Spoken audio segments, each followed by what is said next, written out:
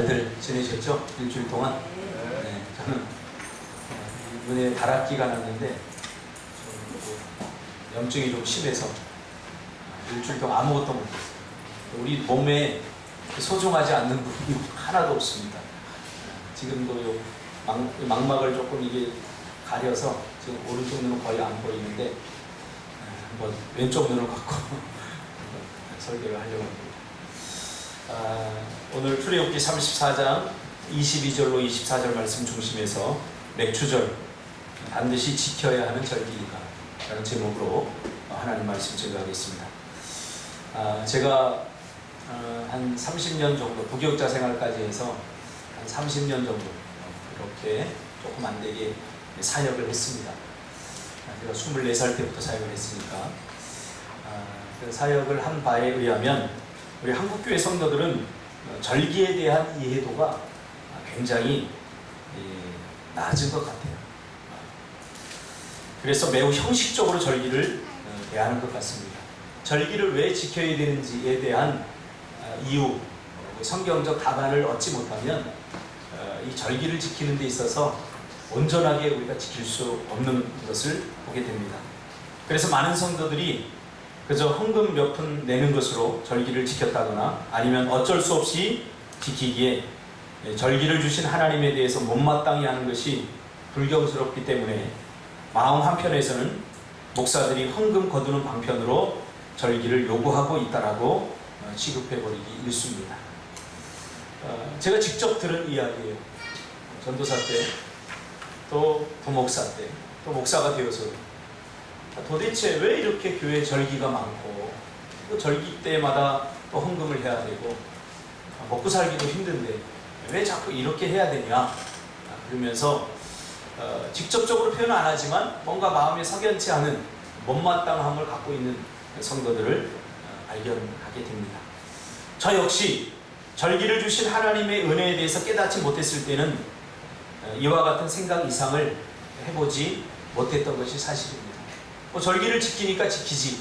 그래서 적당히 내가 낼 수 있는 수준의 헌금을 준비하고 또 내가 할 수 있는 헌신의 수준만큼 이렇게 하고 특별히 절기를 지키면서 하나님께서 우리에게 주었던 은혜의 감격이나 절기에 대한 은혜, 기쁨 그런 것들은 사실 많이 누리지 못했던 것들이 사실입니다. 절기를 주신 이유에 대해서 저는 그동안 끊임없이 여러분들이 이야기를 했습니다.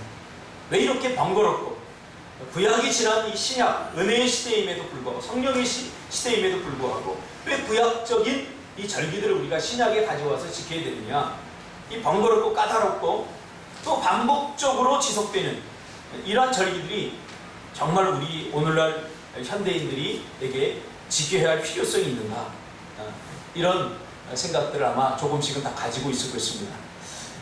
그렇지 않으면 아무 생각 없이 그냥 지키게 되는 거죠. 하나님의 은혜는 아주 선명한 기억 속에 존재합니다. 하나님의 은혜는 어디에 존재한다고요?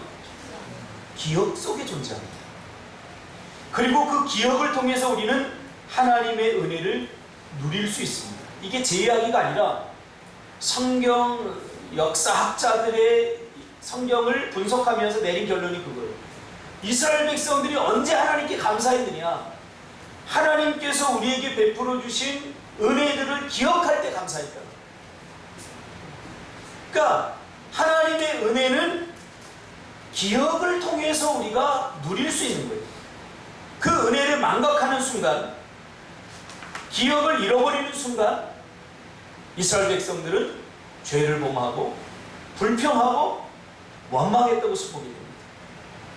그러니까 하나님께서 우리에게 베풀어 주신 은혜를 망각하는 순간 우리가 직면하게 되는 현실은 바로 은혜 없음, 엔샬롬입니다. 평강 없음. 저는 가끔 제 기억 속에서 잊혀졌던 제 제자들에게 전화를 받습니다. 가끔 너무 오랜만에 저에게 전화한 사람은 이렇게 이야기해요. 전도사님, 제가 목사가 된 지가 언제고 목사가 된 지 거의 20년이 지금 다 돼가는데 예전에 제가 전도사 때 활동했던, 같이 신앙생활을 했던 그 제자들은 전도사님 잘 계시죠? 그러면 제가 갑자기 붕 떠요. 이거 뭐지?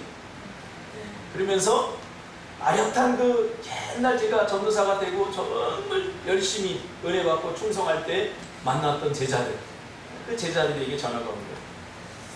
오랜 시간이 지났지만 그때 당시에 그 아이들을 제가 위로하고 그 아이들을 붙들고 같이 미래를 놓고 눈물 뿌리면서 함께 염려해주고 걱정해 주었던 그 기억들이 새록새록 떠오르는 거죠. 아마 그 친구들도 그래서 전화를 했을 거예요.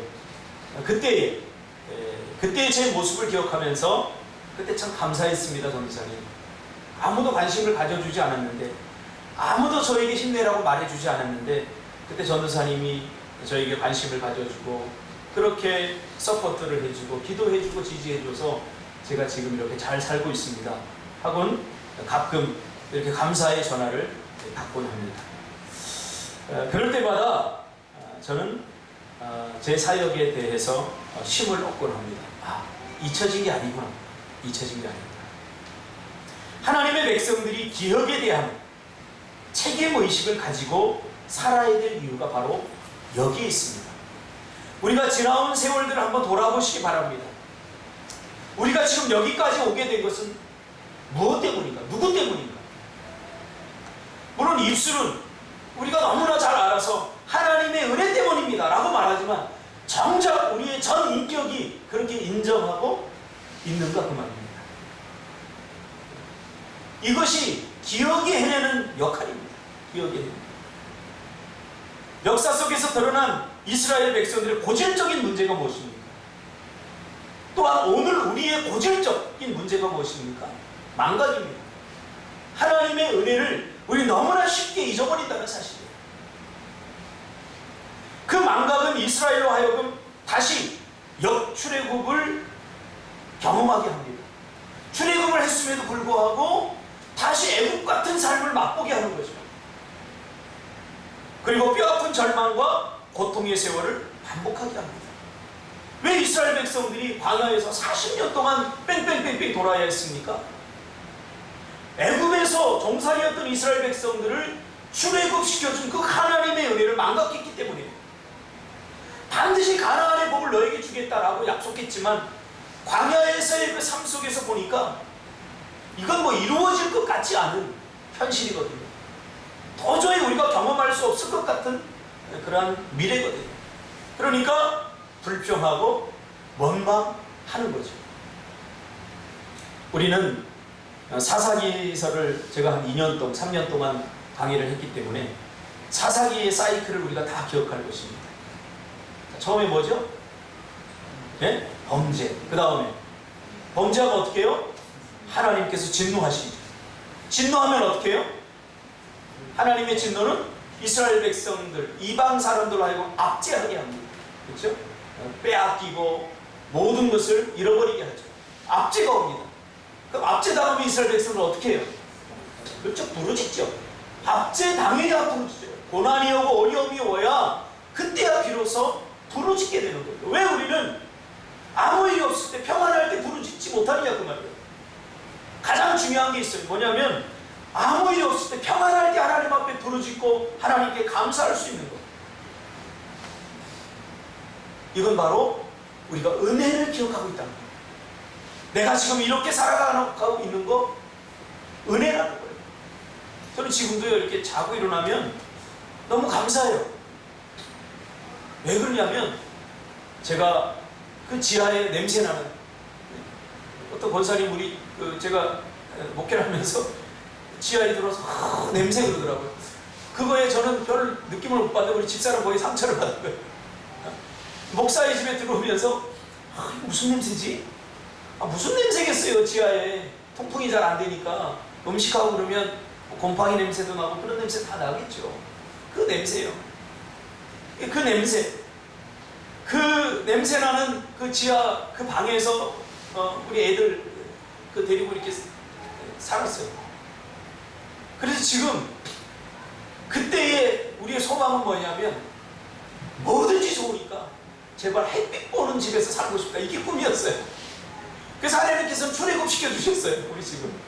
그래서 햇볕 보는 집으로 갔는데 그냥 햇볕만 볼 수 있었지 사실은 이런 상가 건물에 얼기설기 막 이렇게 칸막이를 해갖고 전혀 뭐 이렇게 겨울이 되면은 뭐 이렇게 온도 조절도 안 되고 그러는 겨울에 우리 상진 집사도 같이 살았어요.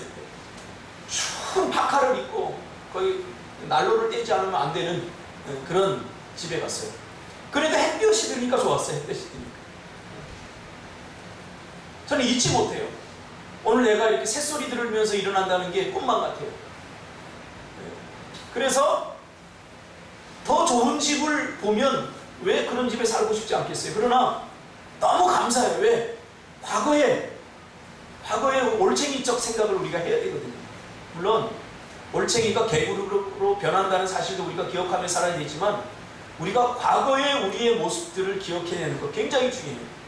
그렇게 힘들고 어려움에도 불구하고 하나님께서 오늘 우리를 이렇게 누리게 하셨는데 우리는 그 은혜를 자꾸 잊어버린다. 이걸 잊어버리면 어떤 현상이 일어나요? 범죄하게 돼요. 다시 우리 입술로는 작게는 불평하고 원망하고 하나님이 주신 것들을 감사를 하지 못하게 되고 이 범죄하게 되는 거예요. 그럼 하나님께서 진노하시고 야 이놈아 내가 너에게 얼마나 값진 것들을 주셨는데 너 그것을 감사하지 못하느냐. 저는 우리 자녀들에게 이렇게 밖에 나갔다 이렇게 보면 작은 거 하나라도 이렇게 줘요. 사갖고 오면 우리 막내가 얼마나 기뻐하는지 몰라요. 뭐 1,000원짜리 하나를 사다 줘도 아빠 이거 사왔어. 와 좋아. 와 고마워. 막 이래요. 근데 우리 집에 제일 큰 여자가 있는데 뭐 이렇게 사다 주면 그래 좋네. 뭐 이제 다 느끼잖아요. 우리 영적인 존재이기 때문에 별로 기뻐하지 않는구나 다 느끼잖아요. 그런 다음에 별로 사다 주고 싶은 마음이 안 들어요. 하나님도 인격적인 분이기 때문에 이렇지 않을까 저는 생각을 해요. 그래서 저는요 하나님이 주신 그 작은 것들 감사하려고 해요. 정말로. 왜? 제가 아버지가 돼 보니까 자녀들이 아빠가 작은 것 하나 해주면 그래서 저는요 우리 막내가 뭔가를 해주기를 원하면 내 용돈으로 어떻게 해서 뭐하든지 제가 그걸 해주려고 해요. 왜? 얼마나 감사하는데요. 얼마 전에는 그 그네 있죠. 1인용 그네 이렇게 타는 거. 그거 야 아빠 나도 저거 한번 타고 싶다 그러더라고요. TV에 나오는 거 보고. 근데 보니까 비싸요. 그게 뭐 10만 원이 넘어가요. 그래서 제가 또 부지런히 당근을 뒤지기 시작했어요. 한 푼이라도 싸게 살려고. 그래서 제 용돈을 모아가지고 보니까 마침 4만 원짜리가 났더라고요. 그래서 얼른 찜을 하고 가서 그걸 가는데 얼마나 기쁨이 들든지. 왜? 그거를 탈 우리 예원이를 생각하니까 막 한방 웃음을 지으면서 막 좋아할 그 예원이를 생각하니까 가는 시간이 즐거운 거예요. 그래서 돈 아까운 줄도 모르겠더라고요. 그래서 그걸 갖다가 막 즉시 조립을 하고 딱 해놓고 기다리는 거예요. 우리 딸이 학교에서 돌아올 때를 기다리는 거예요. 아니나 다를까 우리 집사람은 그거 반대했거든요. 집도 좁고 뭐 이렇게 며칠 다가 또 안 탈 거고 이러면서 반대를 하더라고요. 집사람이 설교의 희생양이 누군가를 희생해야 되지 않겠어요? 제 분이 돼야 누군가도 기뻐하지 않겠어요? 근데 아니나 다를까 학교에 돌아오더니 와 아빠 고마워서 막 껴안으면서 이거 아빠 2층 내 방에다 올려줘. 그래서 2층에다 올려줬어요. 그래서 제가 이렇게 보니까 거기 안에 들어가서 이렇게 막 좋아하는 그 표정을 보니까요 며칠이 되니까 집사람이 저 안 타는 것 같으니까 다시 팔아버리죠. 4만 원에 샀는데 내가 5만 원에 팔겠다고. 근데 우리 예원이가 그걸 듣고 막 뭐라 그러는 거예요. 타거든요. 거기 앉아서 이렇게 책도 보고 앉아서 뭔가 핸드폰도 하고 그러면 너무 행복해 보이는 거예요. 아빠가 사다 준 거. 비록 돈이 별로 없어서 뭐 이렇게 센 거는 아니지만 누가 쓰던 거 이렇게 사다 줘 쭉 꽂아갖고 불편해 보이는 그것을 타면서 너무 좋아하는 그것만 보더라도 내가 그것을 사느라고 희생한 모든 것들이 다 기억나지 않아. 그냥 감사하다는 거죠. 우리의 삶이 이와 같아야 되는 거죠. 하나님이 우리에게 때로는 중고를 주더라도 감사할 수 있어야죠. 쓰다 남은 것을 쓰더라도 감사할 수 있어야죠.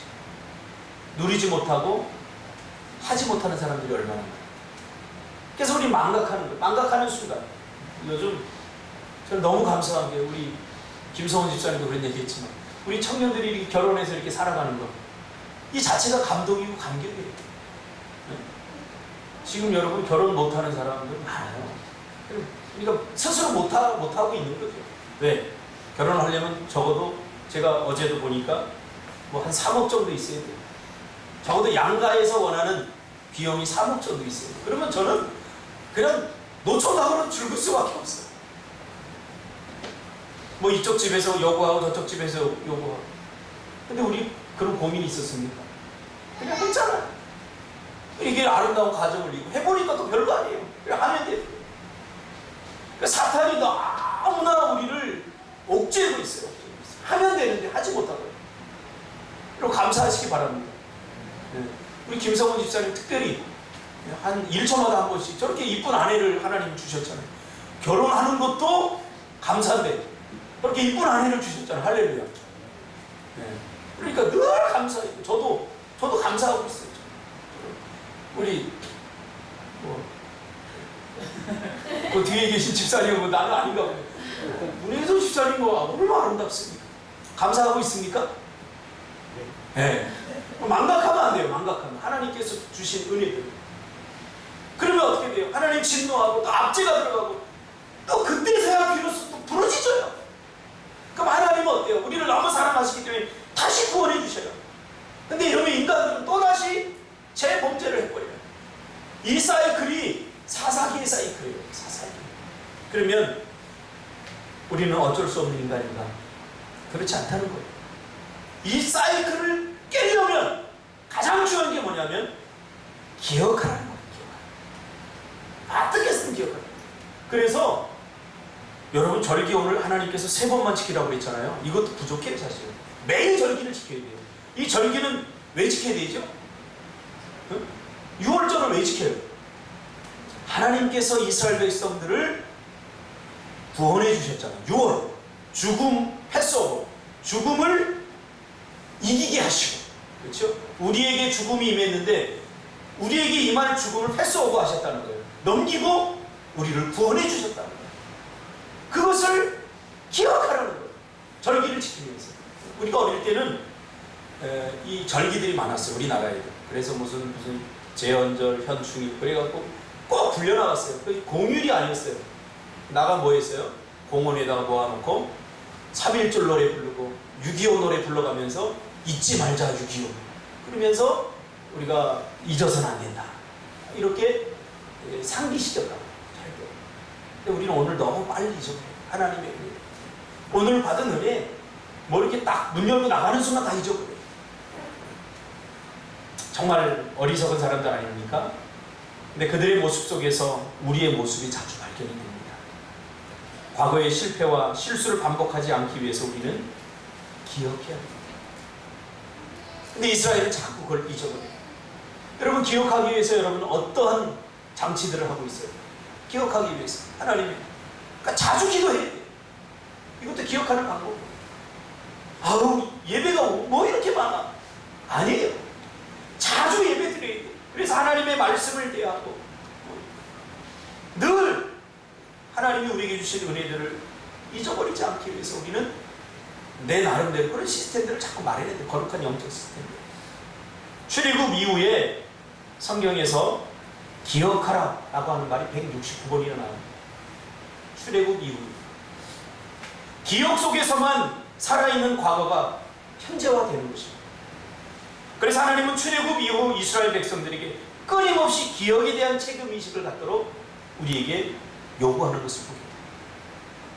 어릴 적에 제가 반찬 투정하면 우리 어머니는 늘 기억에 대한 책임의식을 저에게 요구하셨어요.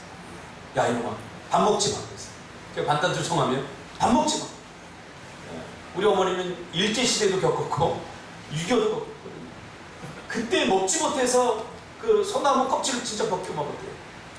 일제시대 때는 먹을 것이 없으니까 다 일본 놈들이 다 공춘에 갔었죠. 아무도 뭐 요만한 거 하나 있어요. 심지어 소나무도 벗겨서 거기서 기름을 내갖고 짜갔어요. 그러니까 먹을 것이 없었어요. 그래서 풀죽을 써가지고 풀에다 보리 몇 방울 넣어가지고 오래 끓이면 죽처럼 된대요. 그걸 먹고 그러면서 너 먹을 자격도 없어. 그러면서 나에게 역사에 대한 책임의식을 갖도록 그렇게 하셨어요. 지금 보니까 왜 그렇게 했는지. 그러면서 밥투정할 때 이 숟가락을 머리통한테 탁 맞고 그랬어요. 그렇게 교육을 받았어요. 그래서 제가 그 이후로는요, 밥상에서 제가 반찬 없다 투정은 단 한 번도 한 적이 없어요. 저는 좀 밥을 늦게 줘서 내가 뭐 잔소리했지, 뭐 밥상에 뭐 김치 하나 놨다고 지금까지 저는 그냥 밥 먹자 그러면 바로 먹어야 되는 스타일이에요. 밥 먹자 그러는데 가면 여전히 차리고 있으면 조금 기분이 안 좋더라고요. 그것 때문에 내가 뭐라고 그런 적이 있어도 뭐 반찬이 몇 가지니 뭐 그것 때문에 제가 투정한 적이 단 한 번도 없어요. 기억은 시간이 흐르면서 자연스럽게 나타나게 되는 망각을 극복하게 해줍니다. 그러므로 기억은 교육이며 교육은 기억이 가능하게 해줍니다. 저희 아버지가 술 때문에 돌아가셨어요. 좋은 직업을 가지고 계셨는데 술을 너무 많이 드셔갖고 간 경화증이 왔어요. 그래서 돌아가셨어요. 저희 어머니가 저에게 했던 이야기, 절대 술 먹으면 안 돼. 술 먹으면 죽어. 이 교육을 받았어요, 제가. 그래서 제가 만약에 제가 예수를 안 믿었다면 저는 술을 안 먹을 거예요. 왜? 그 뼈아픔, 아버지가 돌아가시고 나서 우리 가족이 얼마나 힘겹게 살았는지, 얼마나 어렵게 살았는지 제가 알기 때문에 저는 만약에 예수를 안 믿어도 술을 안 마셨을 거예요. 왜? 너무나 뼈저린 교육, 책임의식을 갖고 있는 거죠. 기업에 대한 책임의식을 갖고 있는 거죠. 하나님께서는 이스라엘 백성들을 학습 공동체로 부르셨습니다. 그러면 맥주 감사절을 우리가 도대체 어떻게 지켜야 되는 거예요? 이게 뭔가 도대체? 맥주 감사절을 지킴으로 우리가 어떤 은혜를 누릴 수 있는가? 맥주 감사절은 단순한 감사가 아니라 철저히 구속사적인 선상에서만 우리가 이해할 수 있습니다. 구속사라고 하는 것은 하나님께서 우리를 구원하기 위해서 역사를 움직이고 있는 것입니다. 그러니까 세상의 역사와 구속사는 달라요. 구속사의 핵심은 우리의 구원에 있어요. 그 구속사의 관점에서 맥주절을 바라봐야 돼요. 구속사적 관점에서 맥주절을 바라봤을 때 맥주절은 세 가지 명칭으로 분류합니다. 첫째, 오늘 본문에 보니까 초실절이라고 부릅니다. 그러니까 가나안에서 농사를 짓고 이제 첫 열매를 하나님께 드렸다고 해서 초실절이라고 합니다. 처음 열매를 하나님 앞에 드렸다. 그 다음에 두 번째로는 칠칠절입니다. 이 칠칠절은 이스라엘 백성들이 6월절을 지키고 그 다음에 7째 안식이 되는 그 다음날 지켰다.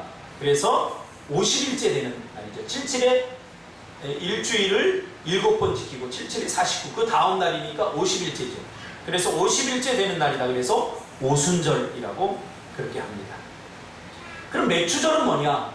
똑같은 지금 절기를 가지고 세 가지로 분류했는데, 맥주절은 우리 한글 성경에 맥주, 보리라고 그렇게 되어 있어서 보리추수라고 오해할 수 있지만 원어를 보면 The Feast of Harvest라고 되어 있어요.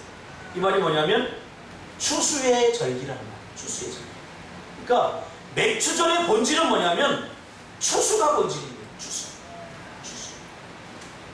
그러니까 맥주절은 표면적으로 보면 구약시대에 하나님께서 이스라엘 백성들을 애굽의 종살이에서 구원해 주시고 자유민이 되게 하셨고, 그리고 가나안 땅에 들어가 이제 자신들이 자발적으로 지은 그 첫 수확물을 얻었을 때 우리가 바로 기억해야 되는 것이 무엇입니까? 이것이 바로 하나님의 은혜였다는 사실입니다. 우리가 열심히 일하다 보면, 우리가 열심히 먹고 살다 보면 잊어버리는 게 있어요. 그게 뭐냐면 내가 일해서 월급을 받았다, 내가 뭔가 해서 이걸 누리게 되었다라고 하는 그런 생각을 가지게 돼요. 여러분 아니라고요? 아니에요. 다 그래요. 내가 열심히 했잖아. 그래서 내가 월급을 받았잖아. 그러니까 이것은 나를 위해서 쓰는 게 다 당연해. 이런 생각을 갖게 된다니까요. 저도 그랬어요. 저도 전도사 때 월급을 20만 원 받았거든요. 그 20만 원 받았을 때 11조 하기가 너무 쉽더라고요. 20만 원 받은 데에서 2만 원 11조 누가 못합니까? 너무 작은 것 같아서 저는 그때 한 8만 원에서 10만 원 정도 그냥 헌금을 했어요. 그런데 제가 그 훗날 학원 강사를 하면서 그때는 뭐 자기가 하기 나름이니까 반을 맞고 자기가 많이 뛰면 많이 받으니까 그때 제가 가장 많이 받을 때 500만 원을 한번 받은 적이 있어요. 이야, 여기서 내가 11조를 하려고 딱 보니까 그때 전도사 때인데도 망설이지더라고요. 제가 태어나서 500만 원을 만져본 적이 없거든요. 그 돈을 내가 딱 받고서 보니까 야, 뭘 사지? 이 생각부터 들지. 야, 정말 하나님이 나에게 이런 은혜를 주셨구나. 하나님이 나에게 정말 만질 수 없, 지금까지 만져보지 못했던 돈을 만지게 하셨구나. 이런 생각 단 한순간도 안 들어요. 이거는 뭘 할지, 뭘 살까? 차 살까? 뭘 갖지? 이 생각이 먼저. 저만 그런가요? 하나님이 우리에게 물질에 큰 복을 주시지 않는 이유가 바로 여기 있어요. 여기에 우리가 하나님 앞에 정말로 정직하게 하나님이 주신 걸 우리가 다 드릴 수 있느냐, 이 질문에 우리 스스로가 예라고 자신있게 말할 수 있다면 하나님이 주시지 않을 이유가 하나도 없어요. 이 모든 것이 다 하나님의 은혜였다는 그 첫 복식을 받으면서 거두면서 야, 정말 이게 하나님의 은혜였구나.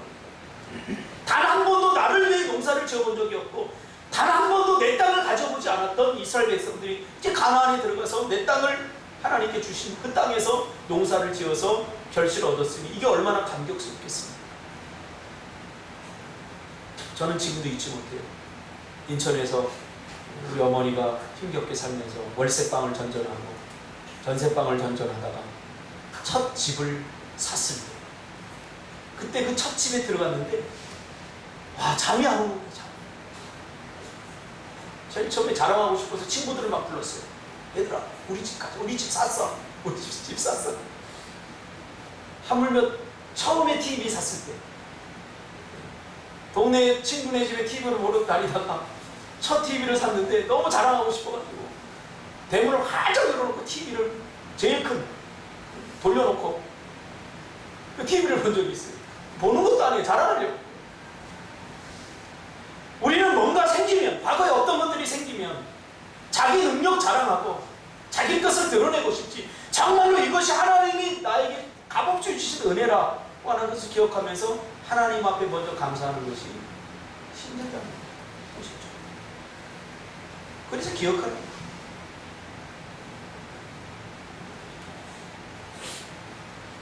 우리를 너무나 잘 아셨던 하나님은 이스라엘 백성들이 가나안에 들어가면 걱정이 되었어요. 두 가지를 걱정하셨어요. 그 걱정하는 장면이 신명기 8장에 나와요. 첫째로, 내 마음이 교만하여 내 하나님 여호와를 잊어버릴까 염려하느라. 여호와는 너를 애굽 땅 종되었던 집에서 이끌어내시고. 기억하라는 거예요. 너희가 가나안 땅에 들어가면 내 마음이 교만해져서 가나안 땅으로 부르신 분이 누구, 가나안 땅에서 이렇게 은혜를 베풀어 분이 누군가를 너희들이 반드시 잊어버릴 것이다. 내가 이게 염려스럽다. 왜? 망각은 우리로 하여금 다시 고통에 빠지게 하기 때문에, 범죄하게 하기 때문에. 그 다음에 두 번째는 17절에 나오는데요. 그러나 내가 마음에 이르기를 내 능력과 내 손의 힘으로 내가 이 재물을 얻었다 말할 것이다. 하나님 정확히 아시잖아요. 누구 때문에? 내 힘으로, 내 능력으로 내가 노력해서 이 재물을 얻었다는 거예요. 자, 우리의 삶을 가만히 한번 들여다보시기 바랍니다. 우리는 지금 가나안에 살고 있지 않습니까? 가나안은 신명기 6장에 보니까 내가 건축하지 아니한 크고 아름다운 성읍을 얻게 하셨고, 내가 채우지 아니한 아름다운 물건이 가득한 집을 얻게 하시며, 내가 파지 아니한 우물을 차지하게 하시며, 내가 심지 아니한 포도원과 감람나무를 차지하게 하시고, 우리를 배불리 먹고 있는, 우리가 지금 가나안 땅에 살고 있지 않습니까? 그렇다면 이 모든 것이 누구 때문입니까? 정말 여러분 하나님 때문이라고 말할 수 있습니까? 요만큼이라도 그래도 내가 뭔가를 했으니까 이 앞에서 우리가 좀 정직해볼 필요가 있어요. 그래야 이 절기를 우리가 제대로 지킬 수 있어요. 하나님 때문 아닙니까? 우리의 모든 죄를 값없이 용서해 주시고 구원받게 하시고 하나님의 백성답게 살 수 있도록 베푸신 하나님의 값없는 은혜 때문입니다. 정말 이렇게 생각하는 사람들은 이 맥주절을 어떻게 지켜야 됩니까? 두 가지 영역에서 이렇게 지키라고 말합니다. 첫 번째, 정말로 모든 것이 하나님의 은혜다라고 내가 누리고 있고 내가 지금 현 상태에서 내가 소유하고 있고 이 모든 것들이 하나님의 은혜로 말미암아 나에게 주어졌다라고 생각하는 사람들은 두 가지 영역에서 절기를 지킵니다. 첫째는 하나님께 대해서 기쁨과 감사를 표현하는 거죠. 정말 그렇게 생각한다. 그래서 하나님께 드림해야 됩니다. 하나님께 드림. 누구에게요? 하나님. 왜? 하나님께서 은혜를 베풀어 주셨기 때문에. 그러니까 맥주절은 신약으로 넘어오면서 예수님의 구원 사건과 관련이 있습니다. 계속 구원에 대해서 이야기하고 있는 거예요. 이 맥주절은 하나님께서 우리를 구원해 주신 것에 대한 감사와 감격을 가지고 감사하는 거예요. 예수님은 6월절에 십자가를 지셨죠. 그렇죠?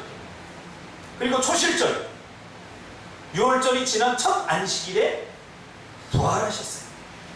예수님이 부활하시고 50일째 되던 날 예수님께서 약속하셨던 성령을 우리에게 보내주셨어요. 그러니까 이 절기가 정확하게 우리에게 구원이라고 하는 지표를 짚어주고 있는 거죠. 성령께서는 아주 의도적으로 하나님의 계획하심과 정확하게 오순절에 오신 것이죠. 구약시대의 맥주절이 애굽에서 구원을 받아 약속하신 땅 가나안에서 누리게 된 축복을 계속 누리게 하기 위해서 지켜야 하는 것이라면 이제 신약으로 넘어오면서 예수님을 기점으로 구원의 은혜를 경험하고 누리는 것은 철저히 성령의 오심과 성령의 함께 하심을 통해서 가능해졌다는 사실입니다. 그래서 우리는 이 은혜를 알고 기쁨과 감사를 하나님께 드려야 되고 이것이 바로 하나님께 드림으로 나타난다는 거죠. 그러니까 드리는 것이 아까운 사람은 이 구원의 기쁨을 아직도 누리지 못하고 있는 거예요. 그러니까 대단히 이게 정말 부담스럽죠. 드리라고 하니까. 그러니까 제가 그런 이야기를 가끔 우리 청년들한테 합니다. 내가 드리는 것이 아까우면 아까운 이유는 내가 가진 것이 적다고 생각하기 때문에. 그렇다면 많이 드리고도 전혀 아깝지 않을 만큼 하나님께서 우리에게 주신 것들을 우리가 받아야 된다. 근데 이건 받지 못함의 문제가 아니라는 거죠. 드리지 않으면 내 안에 있는 것을 퍼내지 않으면 절대 내 안에 생물이 솟아나지 않는 거예요. 이게 물질의 축복의 법칙이에요. 성경에 보니까. 하나님께서 우리에게 그것이 물질이든 재능이든 어떤 은사를 주시고 뭔가 어떤 것을 주시면 그것은 나 혼자를 누리라고 주신 건 절대 아니라는 거예요. 나를 통해서 누군가를 누리게 하고 나를 통해서 누군가를 부요하게 하고 나에게 온 복이 나에게만 머물지 않고 흘러가서 누군가를 적시게 하라고 나에게 주셨다는 사실이에요. 이건 너무나 중요한 사실이에요. 이 은혜를 깨닫고 안 사람들은 어떻게 해야 됩니까? 바로 첫 번째 하나님 앞에 드림해야죠. 이거 하나님께로서 온 것입니다. 이것의 주인은 내가 아니라 바로 하나님입니다. 하고 내 마음을 담아서 신앙의 고백으로 하나님 앞에 감사의 예물을 드리는 거죠. 이게 맥주절의 첫 번째 의미예요. 두 번째는 이웃에게 더불어 나누고 그들을 섬겨야 합니다. 그래서 맥주절은 위로는 하나님께 드림이고 아래로는 사람을 섬기고 나눔으로 지속되는 거죠. 이렇게 함으로써 하나님의 은혜를 계속해서 우리가 누릴 수 있게 되는 거예요. 이렇게 함으로써 하나님의 은혜의 공급이 차단되지 않는다는 거예요. 계속해서 줍니다. 이스라엘 백성들은 광야에서 40년 동안 받기만 했습니다. 이스라엘 백성들이 40년 동안 그들이 뭐 생산적으로 뭐 한 것이 무엇입니까? 아무것도 없어요. 다 하나님께로부터 받았어요. 전부 40년 동안. 이제는 가나안에 와서 어떻게 됩니까? 너희들이 수고해서, 너희들이 농사를 지어서 하나님께서 때를 따라 햇빛을 주시고 은혜를 주셨어. 이제 첫 열매가 생겼습니다. 그것을 주신 하나님께 감사하고, 그리고 그것을 누리지 못하는 사람들에게 나눔으로 그들을 섬기면서 이 땅을 풍성케 하는 겁니다. 그래서 하나님께서는 이스라엘 백성들을 가나안으로 보내주신 거죠. 우리 주변에는 아직도 누리지 못하는 사람들이 많아요. 생명의 공급자께서 우리에게 공급해 주시듯이 우리도 이제 하나님께로부터 받은 것들을 유통시켜야 된다는 거죠. 그것이 마태복음 5장 산상보훈의 핵심입니다. 유통시켜라. 하나님의 복을 나누어줘라. 참 우리 배혜선 집사님에는 그 나눔을 참 잘하는 것 같아요. 뭐 부침개도 해도 이렇게 좀 나눠주려고, 그 와플 기계 생겼다고 해도 갖고 와서 그걸 하나 이렇게 나누려고. 이게 참 배인 것 같아요. 이게 얼마나 큰 축복이죠. 나누면요 또 생겨요. 그것을 믿는 사람들은 나누어요. 근데 그 믿음이 없는 사람들은 아까워요. 왜? 나누어주고 끝이라고 생각하기 때문에, 자기의 곳간이 빈다고 생각하기 때문에 절대 나누지 못해요. 그 어떤 사람만 나눌 수 있느냐? 내 곳간의 것을 기꺼이 꺼내서 전부를 나눠줄 수 있는 사람은 내 곳간의 것을 꺼내서 나눠주면 하나님께서 그것을 다시 더 많이 채운다는 것을 믿는 사람, 이런 사람들만 나눌 수 있게 되는 거죠. 우리가 김성훈 집사님 전번에 추천해 준 그 P31? 네, 그 이형록 회장인가요? 하영록 회장. 그럼 그러잖아요. 자신이 지금 기적을 받아야 되는데, 이거 받지 못하면 자신이 죽는데 하나님이 그 옆 사람한테 양보하라. 양보했어요. 어떻게 양보할 수 있었을까요? 자기가 죽을 수도 있는 거죠. 하나님이 내 생명을 연장시켜줍니다. 내 생명은 여기에 있지 아니하고 하나님의 손에 달려있다는 것을 믿었기 때문에 그렇게 할 수 있는. 여러분, 죽음의 순간에 그렇게 할 수 있어요? 이 사람은 진짜 믿음이에요. 내가 가진 것 기꺼이 나눌 수 있는 것은, 내 곳간을 기꺼이 비울 수 있는 사람은 누구예요? 하나님이 더 많은 것들을 채울 거라는 확신을 갖고 있는 사람. 그 사람만 기꺼이 다른 사람을 손을 보고 나눌 수 있는 거죠. 그렇지 않으면 요만큼, 자기가 할 수 있는 요만큼을 나눠주고 생색을 내게 돼 있어요. 그래서 예수님이 이야기한 거죠. 가보에 두렵더니 귀하다고 한 게 뭐예요? 자기의 전부였어요. 자기의 전부를 바치면 내일의 주인 되신 하나님께서 내일 먹고 살 일을 해결해 주실 것이라고 하는 확신이 있어야 되는 거죠. 이것을 믿지 못하면 자꾸 창고를 더 짓고 자꾸 쌓아두려고 합니다. 저는 이런 삶을 살았던 사람을 한 명 소개하려고 합니다. 오늘 이 영상을 보고 같이 설교를 마치려고 하는데요. 그럼에도 불구하고 우리가 이 말씀을 듣고 정말 이 맥추절을 지키면서 여러분 다시 한번 결단하기를 원합니다. 김영길 총장님, 한동대 총장이셨던 김영길 총장님이 7월 1일에 소천하셨어요. 이분이 평소에 주장하셨던 것이 배워서 남주자. 자신의 인생의 국간을 다 비워서 젊은이들, 다음 세대에게 기꺼이 자신의 국간을 내어주셨던 분이에요. 말로만이 아니라 그렇게 사셨어요. 그래서 공부해서 남주자, 돈 벌어서 남주자, 배워서 남주자, 이렇게 주장했던 이분이 81세로 돌아가셨어요. 제가 엊그제 잠이 안 와서 이 총장님의 발인 예배를 2시간 30분짜리를 다 보면서 제가 많이 울었어요. 아직까지 나에게 이 복음을 깨달았다고 하지만 내가 아직까지 저렇게 내 곳간을 비우고 내 인생을 비워서 아직까지 나는 왜 이렇게 하지 못하는가에 대해서 나 자신에게 대해서 실망도 많이 하고, 여전히 틈만 나면 내 곳간을 채우려고 하는 근성이 내 안에 살아나는 그 모습을 보면서 참 많이 회개하면서 눈물을 흘리면서 보았던 그 장례식 아닌 일입니다. 자, 이렇게 우리 주변에서는 이렇게 한 사람씩 또 이렇게 떠나갑니다. 하나님께서 때가 되셔서 이제 불러 가셨어요. 참 많은 영향력을 미치셨는데 그 발인 예배를 드리면서 사회 각 처에서 95년도에 한동대가 세워졌거든요. 그 첫 일기생 그 제자가 또 교수가 되고 그러면서 그 김영일 총장님에 대해서 이렇게 고백하는 것을 제가 들으면서 야, 인생은 이렇게 살아야 되는구나. 내 장례식에 과연 누가 올까? 내 삶을 다른 사람들은 어떻게 기억할까? 그런 생각을 좀 많이 하게 됐던 시간들이었습니다. 영상을 보여주시기 바랍니다.